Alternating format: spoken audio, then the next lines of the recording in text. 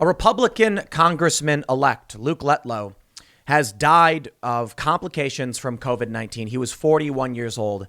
My condolences, and to the family, to his friends. It's a tragic story, and it's a bit of a bummer to hear these things happen. And I think it's a reminder that COVID-19 it kills people, and a lot of people have died. But already we're seeing the politics come into play, and I'm just so fed up, man.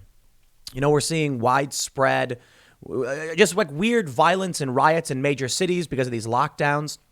And, based on the numbers, COVID they take stories like this about Luke Letlow, and they make it seem like the whole world is exploding because of COVID, and it's not. The reality is, as I think essentially everybody has said, is that, yeah, COVID-19 is a real problem, but locking everything down, destroying the economy and destroying people's livelihoods, property, and business is not solving the problem.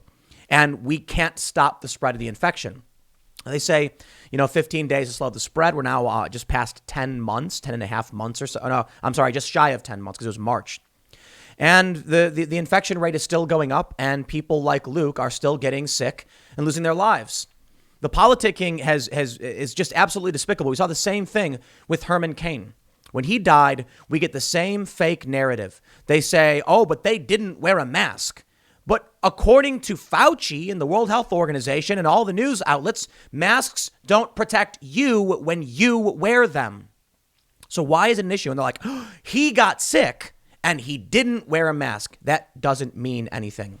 I think the sad reality is we are not immortals.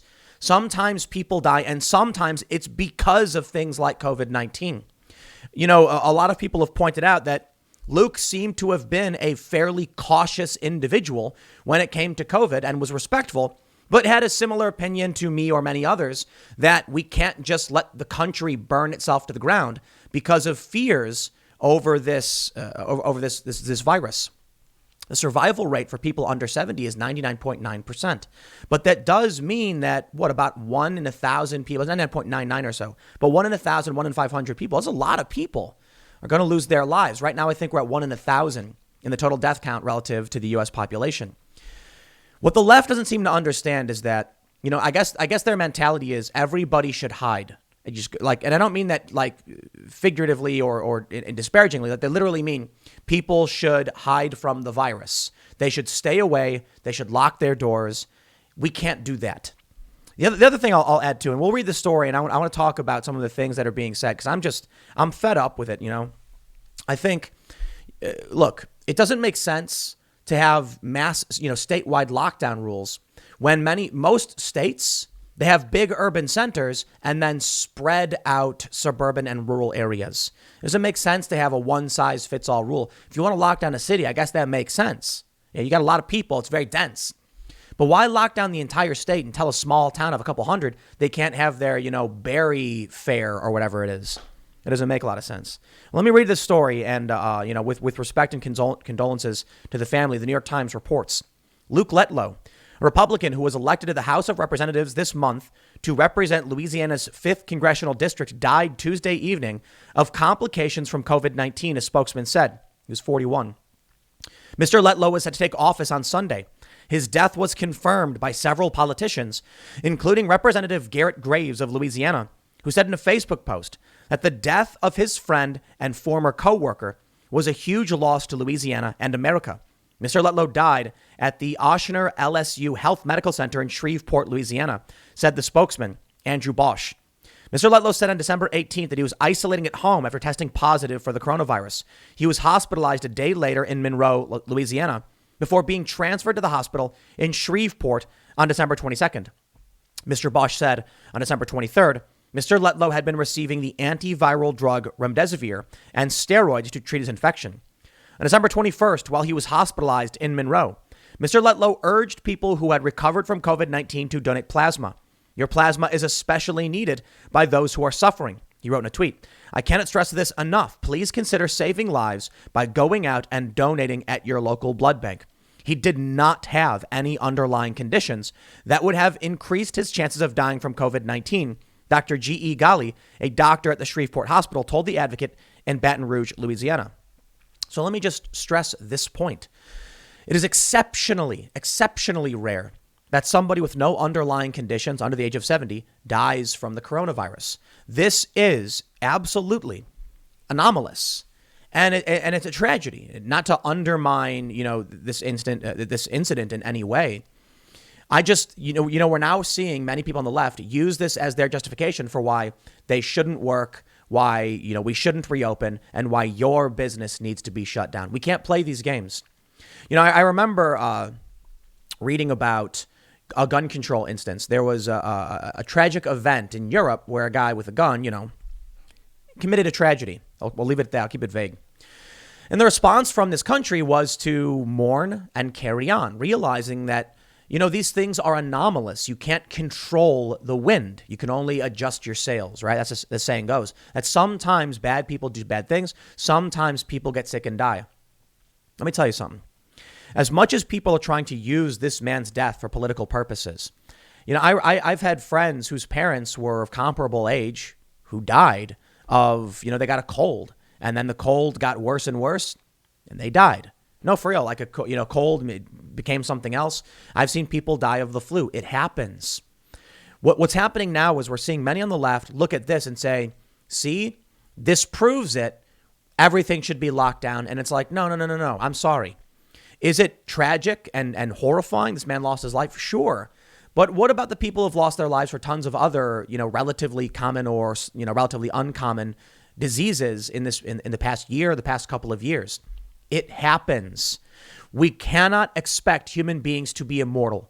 We must recognize mortality, and we can't sacrifice the healthy because some people get sick.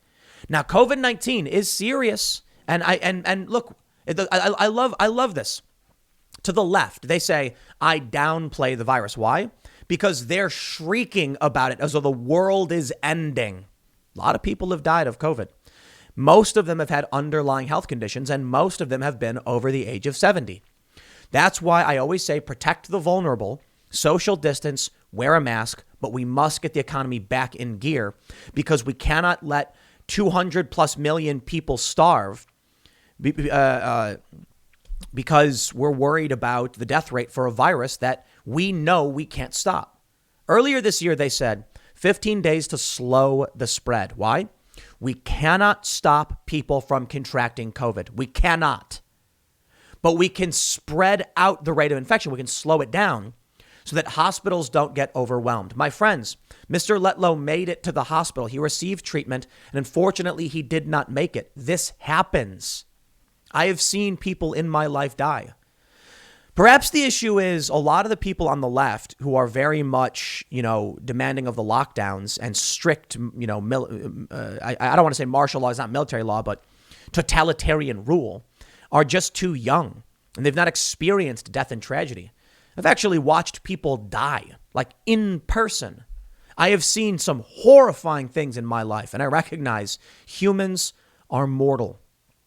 I look at the math and I try to make sure that when we're talking about death, destruction, chaos, illness, we're not being carried away. There's something that I refer to often as the scaling problem, but it probably needs a better name. And the way I'll break it down is as the volume of information increases, or I should say as volume increases, tolerance for error decreases. So to give you, and maybe there's a better way to explain it, but the general idea is a lot of people die for a lot of different reasons.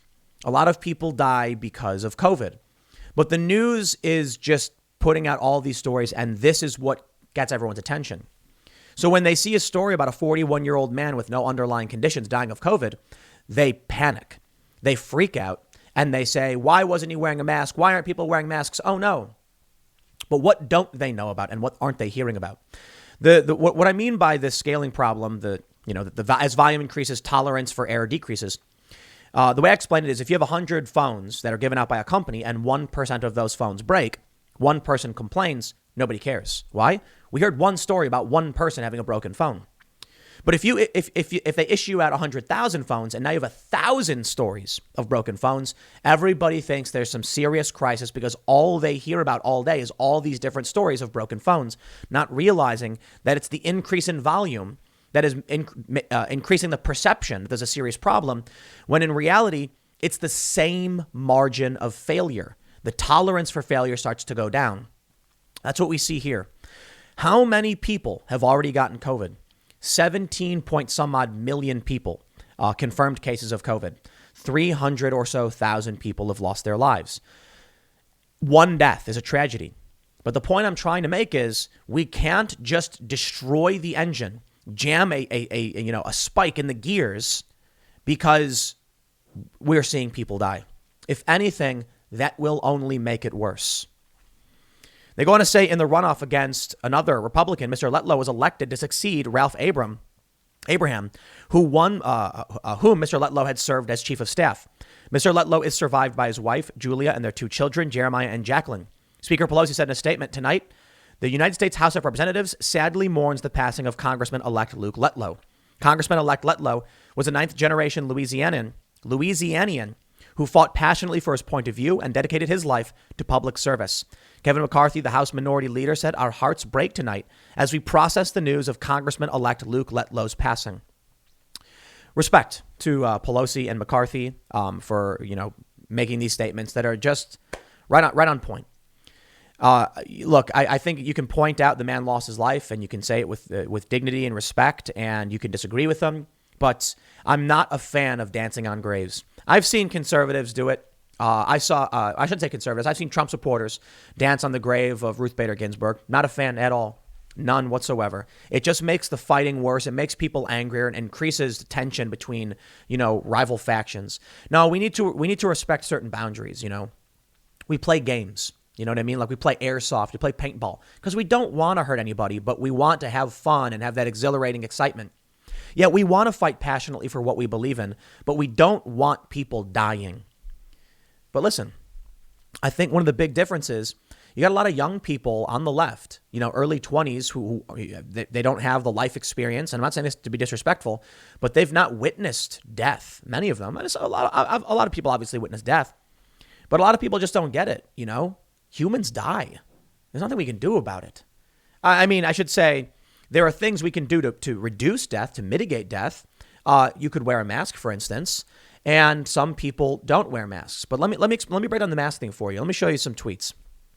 Michael Tracy says, knee-jerk commentators on Twitter are apparently 100% sure that Congressman-elect Luke Letlow was a despicable COVID denier on the basis of nothing except their own sick hunch and desire for political vengeance. Sums up exactly what my complaint is here. Look at what's trending right now on Twitter. Cove idiot. I wonder why. How disgusting. How gross is this? Let me show you some stuff. The good God above. Yes, the famous leftist good God, fake God parody account says, how will Republicans react to the Republican congressman who sadly died of COVID at 41? Take COVID seriously now. Pretend he never existed. How completely and utterly despicable. Completely despicable. I'll tell you how people will probably react. I can't speak for some of the, staunchest conspiracy types, of which there are many on the left as well, but it tends to be a phenomenon of the right, the people who are, who don't believe anything's really going on with COVID. Let me tell you what people are going to say. Look at this. You can also see Herman Cain is now trending. I'll tell you how people will react. They'll say, sometimes people die. Trump never said COVID was a hoax. That's a lie. And that's what they keep pushing now. They say all the conservatives say it's a hoax, it's a hoax, it's a hoax. And now they want their vaccines. No, Trump said the Democrats' hoax was that he didn't respond properly to COVID. These people love dancing on graves. And again, I'll stress the point. Trump supporters were dancing on Ruth Bader Ginsburg's grave. I can't stand any of it. I criticized that when it happened. So don't play games. I think it's disgusting. I am sickened by this. Dude died. Okay. COVID-19. I'll tell you what I've been saying. Earlier in this year, novel virus hits and we got hit hard by it. A lot of people died and we saw the videos. We saw the refrigeration trucks. It was scary. We saw they were digging mass graves in New York. But we slowed the spread and things, simmered down. Now they're saying it's spiking again. and it's getting out of control. Yes, showing that the lockdowns were never intended to stop it, and we can't slow it down anymore. We have a vaccine, that's great. So what are we doing? We need to better protect the vulnerable and get back to work. It doesn't make sense, for instance, in California, that this woman, this viral video, has her outdoor gazebo picnic seating shut down, and right next to it, Hollywood's doing literally the same thing. That's the problem. You can't allow a bunch of companies to remain open and do whatever and then act like you're slowing the spread or trying to stop it. Walmart stays open. Amazon deliveries continue. People still get sick. Yeah, COVID's scary, man. Lingering health effects. But you know what I was talking about the other day? We did this segment on this nurse who said, if I gave you millions of Skittles and 300,000 would kill you, would you eat it? It's like, listen, working to feed our families and survive is not eating candy. And we recognize risk exists. We are not children who are going to sit back scared, cowering, begging the government to save us. We have to say, am I willing to assume the risks? And if you choose, that's your choice. If you are concerned about COVID, lock your doors, wash your hands, put a UV light in front of your house, and whenever a delivery comes, shine a UV light over the whole thing. And I'm being serious. If you're concerned about getting COVID and you want to take it seriously, that's your choice. They don't believe this. The left is basically saying that you should not be allowed to go out and work because I'm concerned about the risk that you might bring. But the risk is always on you. Imagine if, somebody was like driving a car as another example. You shouldn't be allowed to drive because you might crash into me. When that makes no sense. People get hit by cars. People die. It's tragic. It's an accident. What do? We try to reduce it, but it happens. What if every day the news reported every single car collision and then started telling us that we have a very serious car problem? You'd think there was an epidemic of car violence. COVID is a disease. People can spread it without knowing it, but you have a choice to not go to work, to lock your door. And I think that's the appropriate way to deal with this. People shouldn't be forced to go to work. You should be allowed not to work, and employers should be allowed to reopen. And the people who want to work might get sick, but we protect and isolate the vulnerable. We provide masks, and like we're doing now, but we allow people to work. I want to point this out. Eric Feigl-Ding tweets, "Let this sink in. A 41-year-old GOP congressman-elect has just died of COVID-19. Doctors say Letlow did not have any underlying health conditions. He repeatedly did not wear a mask, and he often held maskless indoor campaign events." Now I want to show you this story about Herman Cain. Reuters wrote on July 30th, Herman Cain, ex-presidential candidate who refused to wear mask, dies after COVID-19 diagnosis. What does mask have to do with it? No, serious question. They say that wearing a mask stops you from spitting on other people. Are they implying that he got COVID and could have infected other people? Okay, that's an argument. That's not what they're saying, though. When they put up a story about a guy who dies and says he didn't wear a mask, they're continuing the lie. The mask protects you. I'm sick of it. The mask doesn't. It never did. That was never the reason for masks. This is why I don't care about wearing masks. And you know what I do? I'll tell you how I respond. I'll tell you this. When I see someone at the store and they're not wearing a mask, you know what I do? I walk right around them and continue shopping and mind my own business. And I use hand sanitizer. And I accept the risks. There's this crazy story I was watching, man. I'm going to tell you some crazy story. There's this dude. His name is Nicholas Mullins. And sorry to invoke you in a political video because I don't want to drag him into any of this politics stuff. But he's a skateboarder. He's blind, and he's a really, really good skateboarder. He's like substantially better than me or most skateboarders. I tell you, I'm not even kidding. And he's blind. And what happened was when he was younger, I think like 7 years ago, he was skateboarding and he fell and he scraped his leg. That was it. Just like it happens to me all the time. I mean, I got a massive. I bashed my thumb the other day. My wrist is probably broken. I just ignore whatever. But he was just skating. He fell and he scraped his leg. And he didn't think anything of it. He got a blood infection and it put him he got put in a coma. It knocked him out and it destroyed his eyesight. He was like on the verge of death. He gets back. He comes back into skateboarding. He's blind. He figures it out. And now he's one of the, I got to tell you, I mean it. He's one of the best skateboarders I've ever seen. And he's blind. It's incredible. because he just has that feel. It's amazing. But I want you to think about stories like that. That you can be walking down the street, trip and fall, and get a bump on your hand and get sick, and it can happen. You know, it used to be in this world that you'd get a cut on your leg walking through the woods and go, oh well, got to lose the leg now, I guess. You know, not every cut was an infection, but people didn't realize you had to wash your hands until like the late 1800s or something, or early 1900s, probably the 1800s or whatever. But isn't that crazy? We are fighting every day to help people survive. We're fighting every day to figure out ways that we can prevent death. But we are not gods. We are not immortal. Sometimes, no matter what you do, you get sick. They talk about Herman Cain. How old was Herman Cain when he died? He was 74. He was in the affected group, and it happened. Wearing a mask wouldn't have saved him. I suppose he could have hid. You know, I'm not going out until the pandemic's over. He'd still be alive, perhaps. But what's happening to the older folks who are isolated? They're deteriorating. They have no one around them. They can't socialize. They can't do anything. They can't go outside. And they're deteriorating. And many of these people are dying from this. And it's not even being, called a COVID death. I've seen the stories on social media where they're like, my grandparents are worse than they've ever been because there's no social interaction. They're not getting up. They're not going out. They're not walking. They're just wasting away. I don't have all the answers, man. You know, it's sad to hear that this guy died. And of course, it's politically expedient for the left now to jump all over and say, see, ha, ha, ha, ha. I'm not a fan of dancing on graves. I didn't even dance on I didn't even dance on the grave of John McCain. Okay. And John McCain was a warmonger who, I'm particularly critical of. But I you know what I said about John McCain? I said, look, he served his country the way he thought he needed to. And for all his faults, my respect to anybody who wants to serve in the government. And I'm saying that because I don't like death. I value life. And I recognize nobody's perfect. And most people think they're the heroes of their own story. Trying to navigate through this system to figure out the best way to, work and live together is tough. But giving people respect and not being mean and contributing to the nastiness is one of the most important things we can do. It's my biggest gripe with the left. They take things I say out of context just to be mean and nasty. Like, why do that? Like, I'm not mean to you.